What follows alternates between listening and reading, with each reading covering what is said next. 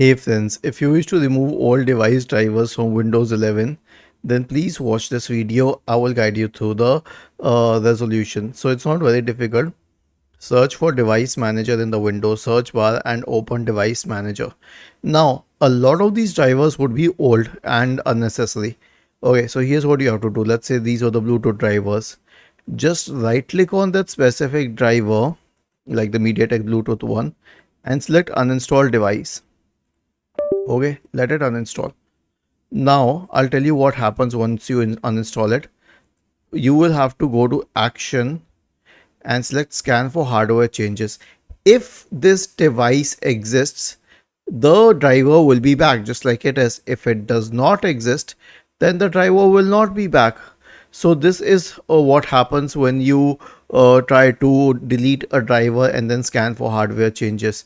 And actually, I'll tell you one thing, I just scan for hardware changes a lot of times and it removes all the unnecessary drivers by itself. It kind of reloads all the drivers. Was this helpful?